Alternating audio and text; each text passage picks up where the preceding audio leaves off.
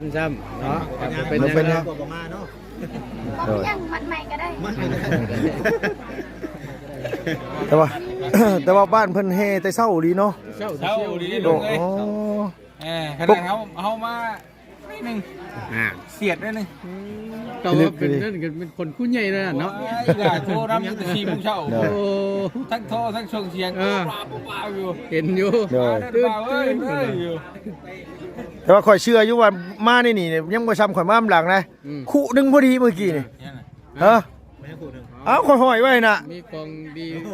ข่อยห้อยว่าคู่นึงพอดีน้องชายหิวไปข่อยตุ๋ยด้วยไปจัดการลุงเพิ่นว่าโอ้ยข่อยเฮ็ดจักน้อยข่อยไปซื้อผักมาก่อนไปชอบมึงโลดหาเข้าไปอย่าคู่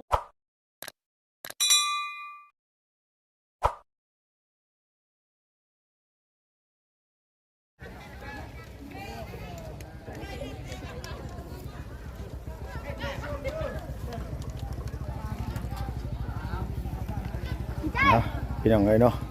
เปิดคลิปมาต่อกัน EP 2พี่น้องเนาะตอนนี้ทางน้องน้ำกับน้องไส้พี่น้องเลยเพิ่นกำลังอันว่า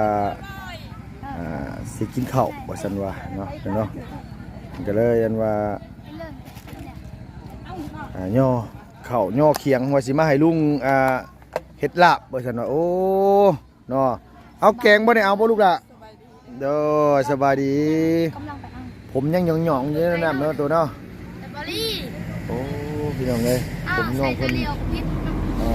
ยังหย่องอยู่พี่น้องเนาะเนาะอันนี้ก็คือทาง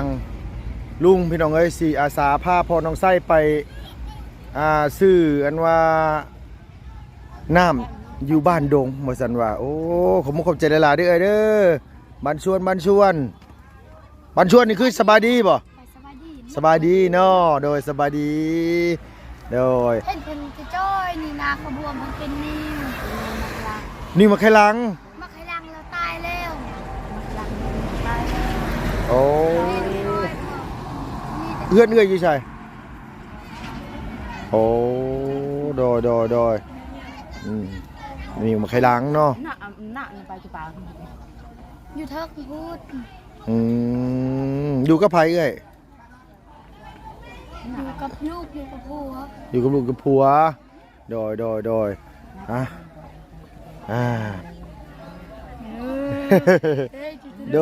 ไปพี่น้องเอ้ยมาทางนี้ก่อน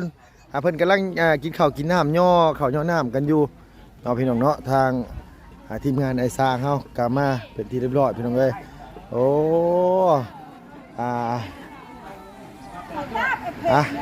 โดยมาพ่อสาวน้อยบ้านแกงไข่กำลังเริ่มสิเป็นสาวเนาะโอ้เอากินได้ล่ะกินได้ลูกเอ้ยอย่าอายได้เนาะมันแซ่บเนาะแอมเนาะโดยเอาสบายดีเลยเด้อโดยมาแต่บ้านแกงไข่โอ้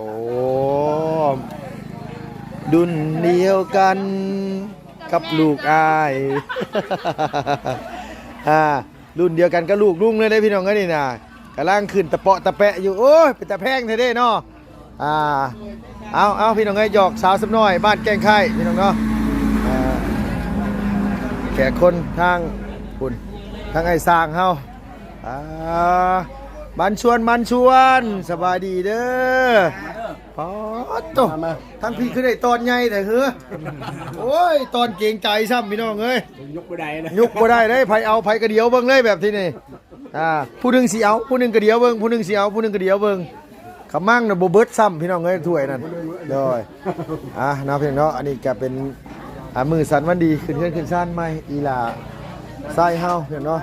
ไปทางไหนแล้วว่าบุญโค้งเฮาเพิ่นให้ลุงพาไปเอาน้ำเอาในว่าซั่นว่าผู้ทางพุ่นก็อันนี้พี่น้องเอ้ยแขกคนกำลังเริ่มมาเนาะเพิ่นกำลังเริ่มเข้ามากินข้าวกินน้ำย่อข้าวย่อน้ำนั่นแหละพี่น้องเนาะอันนี้ก็ได้แขกคนโดยสบายดีแอมอยู่บ่พ่อแอมอยู่บ่แอมเนาะโดยบันชวนพี่น้องเอ้ยพ่อเพิ่นมาคำคูณ มาขึ้นเงินขึ้นซ่านใหม่ ไม่เนี่ยวันเดียวกันเนี่ย เอาตั้งเลยอ๋อโธ่เบิดแก๊สนี่กับไปบ่เป็นคือกันแหละโดยตั้งโลดเอาเลยเอาสบายตามสบายได้ตามสบายโดยมักก้อยมักลาบก็อยู่ในนี่เลยมื้อนี้ โดยพี่น้องเนาะทางโอ้เพิ่นมาแต่บ้านอื่นโดยไปพี่น้องเอ้ยมาทางพี่บ้านนึงผู้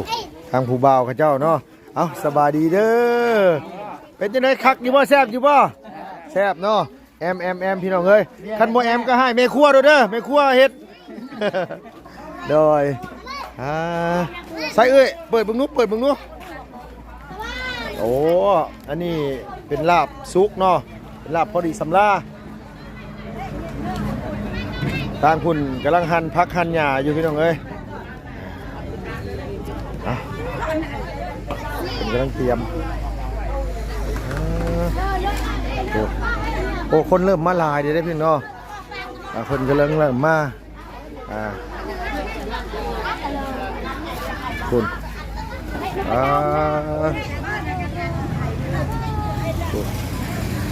อาให้พี่น้องเลยเนาะอันนี้ทางนั้นกันทางผู้บ่าวคือนางนิ่งแถวบ้านที่นี่เอาสบายดีเด้อบันส่วนอิ่มแล้วบ่เจ้าอิ่มเลยเนาะโอ้เอาทีมงานเพิ่นมาลังมาอีกแล้วพุ่นน่ะโอ้ย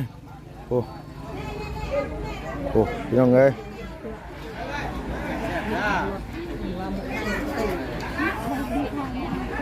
กัดน้องเขาเจ้าสิบุอิ่มย้อนชื่อเฮานี่แหละเดี๋ยวนี้นะน้องเพิ่นสิบุอิ่มย้อนเฮานี่แหละว่าวนไปเวียนมาอยู่นี่โดยเอาบ่บุญคงเราให้ถ่าเราได้เอาเพิ่นสิไปอันว่าเอาน้ำก้อนโดยโอ้โดยเอาแซ่บกระแซ่บนะมาเด้อลอยเอ้ยมาเด้อโอ้พี่น้องเอ้ยเนาะเพิ่นกำลังกันว่า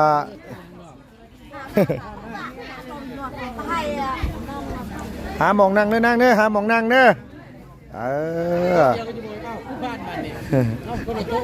บ่คนละแก๊งคนละแก๊งนะนี่คอยเบิ่งคอยฮู้แล้วว่าคนละแก๊งมันแก๊งเดียวกันแน่ๆเลยพี่น้องเนาะคนละแก๊งคนละส่วนพี่น้องเอ้ยโอ้พี่น้องเอ้ยเนาะโอ้ยุกซองหม้อใช่ไหมยุกซองหม้อบัดนี้นะมาได้กินข้าวกินน้ำได้โดยโอ้ทางทีมงานเนาะกำลังอันว่าอันนี้โอ้โดยกำลังกินข้าวนี่อยู่เนาะเพื่อนเนาะเอากินได้ลอยกินไหน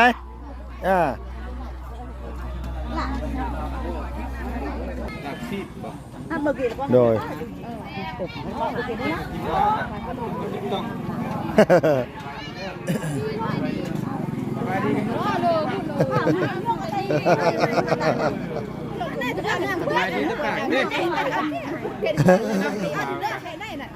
บิดเบี้ยวไปเมียงโดยเจ้าสบายดีเด้อพี่น้องเด้อโดยใช้ป่าบุญคงคือว่าให้ถ่าแล้วคือบ่มาจะเชื่อนี่ขอถ่าแต่หึงแล้วยังไม่ได้โดดคลิปโดดยังอยู่เดือนนี้นะเราให้ถ่าบ่โดยเราให้พาไปซื้อน้ำก้อนอยู่บ้านดงเหมือนกันว่ะไปทางไหนล่ะพี่น้องเอ้ยเนาะยังเฮียเอามาขายก่อนแม่เพิ่นเอามาขายเด้อประเดี๋ยวโดยอันนี้เฉพาะคนในบ้านเพิ่นสิได้ทางเงินทางไก่ท่านได้มาโดยสบายดีเด้อเอาถ่ากันเด้อพี่น้องเด้ออันมาอันพูนมานี่นะถ่านี่เด้อว่าแล้วกันเนาะโดยว่าแล้วอีกก่อนคลิปนี่ก็ได้โดยเอาถ่านะถ่าเบิ่งลุงกับประธานป้องนี่แหละโดยกับลุงเงินเทิมนี่แหละจ้ามาจัดโต๊ะจัดตั้งซอยข้าเจ้าเมื่อกี้นี่โอ้ยพี่น้องเอ้ยโดยเบาบุญคงแล้วก็จมบ่มีไผซอยแล้วว่ะพี่น้องก็จักไปใส่เบิดแล้วว่ะ พี่น้องไอ้เพิ่นบอก ดูใจบ่ช่วยค่อยหรอก จักไปทางไหนได้เราก็ได้จะว่าลอยลับได้บ่จักบ่บอกให้ค่อยท่าแต่เฮิงนี่ได้ เป็นตะมืออยู่เด้ โดยลอยลับแล้วพี่น้องเอ้ย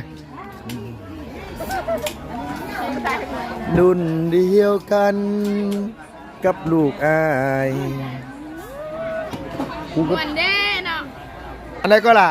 อยากฟังมือได้เพลง อยากอยากฟังเบิดมือโดยโอ้ยพี่น้องเอ้ยเนาะเว้าให้ยากนำอีกแล้วบัดทีนี้เนาะบัดเพิ่นสิเว้าผู้สาวบ้านนี่เว้ามวนนวลหูขนาดเลย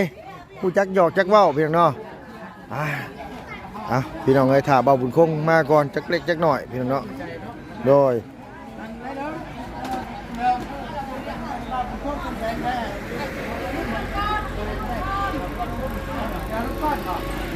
ใช่คือเราบอกว่าให้ฮะ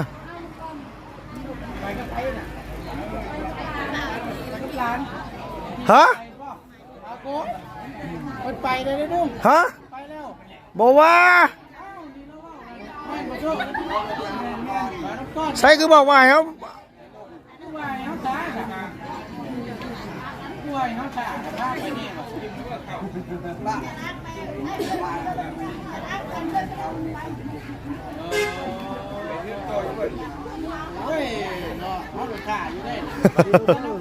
โดยสบายดีเจ้าโดย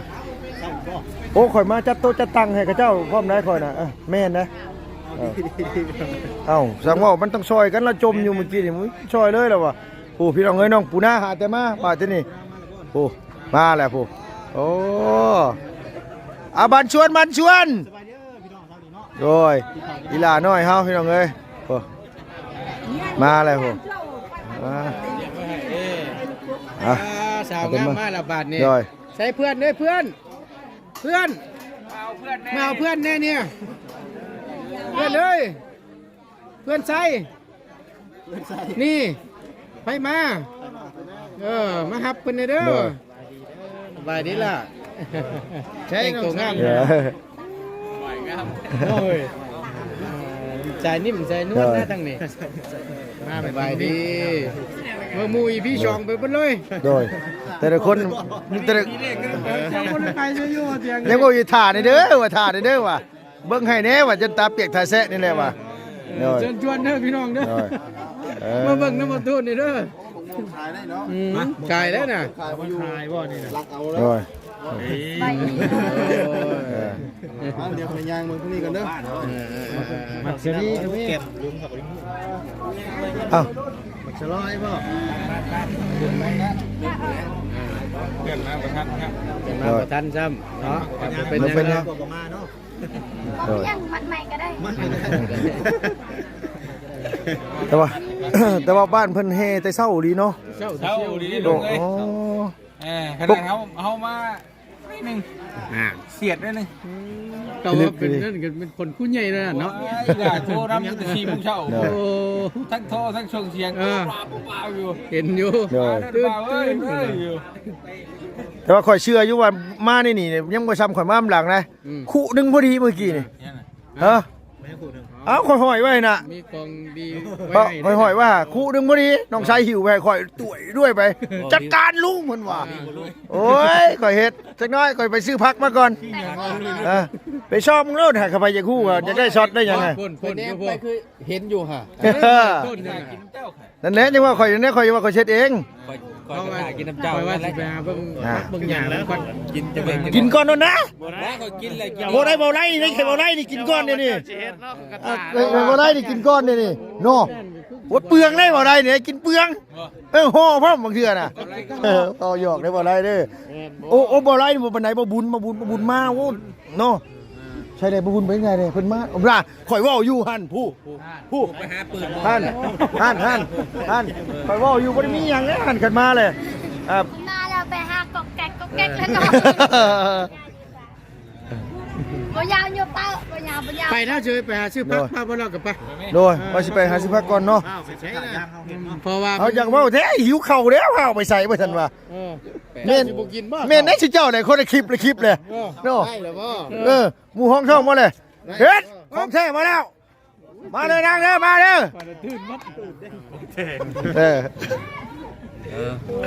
โอ้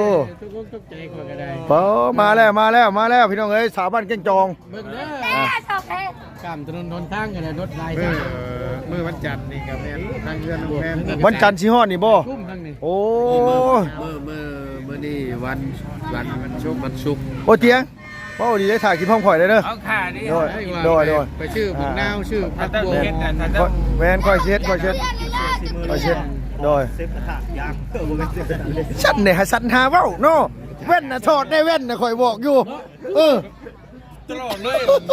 โอ้มาแล้วพี่น้องเอ้ยผู้เดียวป้อมาแล้วโอ้โดยบูโอ้ แฟนมาแล้วเนาะ เนาะอ้วนพี่อยู่ดีกินดีพี่น้องเอ้ยช่วงนี้เนาะ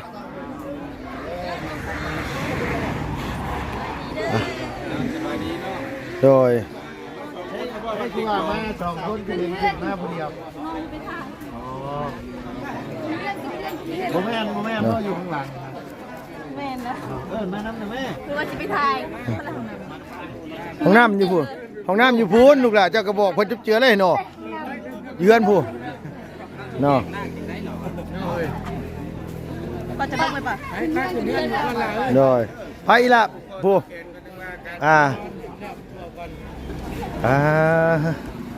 ใช่หิวข้าวหิวน้ำเลยพี่น้องเอ้ยโอ้ย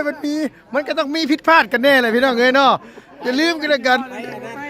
อย่างทางไก่มันก็มีมือ โอ้ยมันต้องมีมื่นมีลมอยู่แล้วเนาะ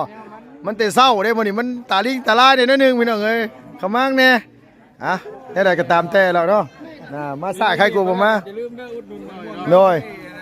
เจ้าของน่ะบ่ได้ขายได้ผู้กินข้าวผู้ง่วยอยู่พุ่นน่ะ ม่วงอ่ะ โอ้ เจ้าของม่วงนี่ใช่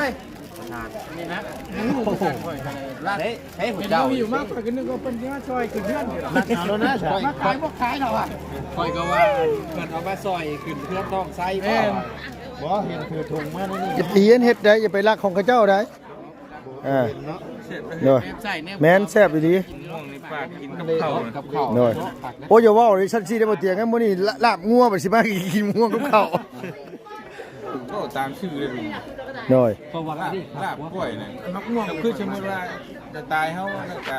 นั่นดูนิทานกินน้ำเจ้านะพ่อไง โดยเดี๋ยวข่อยสิจัดการให้ข่อยสิยุกเตาให้พี่เลยมื้อนี้มีแต่ว่าไหลไปซื้อผัก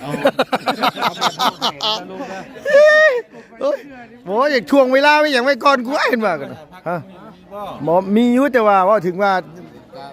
ปูโลกหมดเลย ว่า เนาะ ว่าขอโทษน้ำเสแสร้งไม่ชื่อจะไปโดดคลิปเด้ บ่ผักใส่ชุบเป็นอย่างชื่อผู้ใดจะได้ เจ้าเบิ่งได้ว่าสไตล์เพิ่นเฮ็ดแล้ว เพิ่นนี่แม่นเพิ่นบ่ได้ใส่ผักได้มัน ไปเถิงกว่าเด้อ โดย ไทยกว่ากินเองนี่แหละ เพราะว่าบ่าวบุญคงเราฮู้แล้วว่าชุมเฮาน่ะกินแบบบ้านเพิ่นบ่ได้เพิ่นก็เลยเตรียมไว้ให้บอกให้แม่นเดี๋ยวค่อยสิจัดการให้เอาแบบพี่น้องเอ้ยเบิ่งเฮาต้องซื้อบีปลอมไม่ขวดนึงขวดน้อยนะว่าเถียงเนาะเอาจะได้กินมันจังได้เด้รสชาติมันบ่ได้มันบ่ขมมันบ่นัวปานใดเลยมันบ่โอปานใดเด้พี่น้องเอ้ยเงินดุมมันยังพวก น้องชายผูกให้ได้ค่อยรถนั่งอยู่เคียงข้างกันผูกแต่ว่าปังผู้เดียวค่อยว่าถ้าเป็นไปได้นี่ค่อยอยากมากสังกะสีกลับขึ้นมาได้เดี๋ยวนี้ เห็ดพี่ดิ เนาะไอ้หลาเพิ่นปลูกไอ้เนาะ ฮะพี่น้องเอ้ยเว้านัวหัวม่วนกันชื่อผูกป้าผูก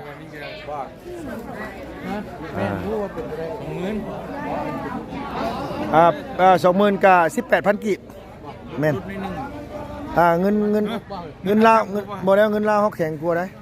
กลัวนี่มัน20,000นึงจะได้18,000 เอาเงินบ้านเพิ่นน่ะ20,000ไปแลกเงินบ้านเฮาน่ะได้ 18,000 แล้วมันก็เงินบ้านเฮาต่ำกว่าได้ขนาด บ้านเฮาบ่ต่ำกว่าแล้วคันเงินเฮาอ่อนค่ามันต้องบ้านเฮาต้อง22 23มันเงินบ้านเฮาอ่อนค่ากว่าหาดว่าเตียงกันยังงงอีกแล้วบัดทีนี้น่ะคันชูบ้านเฮาอ่อนค่ากว่านี่เงินดงนี่20,000กีบมันต้องได้ 22,000 23,000เงินเฮาจังอ่อนกว่าคันเงินเฮาแข็งกว่าน่ะคือเงินดง20,000นี่ไปแลกเงินกีบได้ 18,000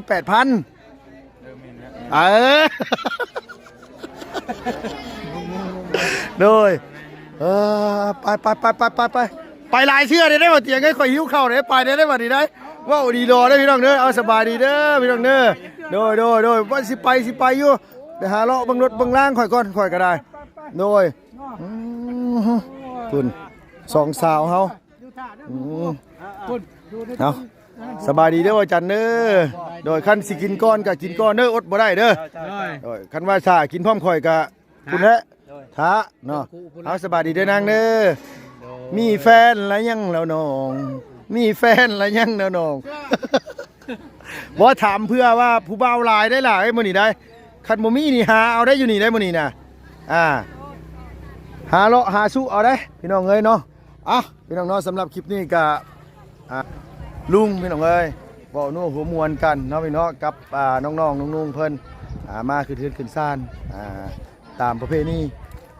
ชนเผ่าเฮาพี่น้องเฮาเป็นได้ก็ลุงก็มีแต่คำอวยพรด้วยใช่ให้พี่ให้น้องเด้อเพียงเด้ออาจจะไปซื้อผักซื้อหญ้าก่อนเนาะพี่น้องซื้อเครื่องเฮ็ดอยู่เฮ็ดกินก่อนจังได๋ก็สำหรับคลิปนี้จังได๋ลุงก็ต้องกราบขอบคุณขอบมุณขอบใจพี่น้องหลายๆอยู่ดีมีแห้งอย่าเจ็บอย่าจนลำไปรวยสุขภาพพระนามัยแข็งแรงอายุมั่นขวัญยืนเด้อเพียงเด้อไปใส่ไม้ไสก็ขอให้พี่น้องประสบความสำเร็จในหน้าที่การงานทำงานหยังก็ขอให้เฮงๆปังๆพี่น้องเอ้ยเนาะแล้วก็ขอให้มีความสุขหลายๆสำหรับอีหละไส้น้องดาวบ่าวบุญโค้งเฮาเนาะพี่เนาะเรื่องสั้นใหม่น้องเพิ่นก็ได้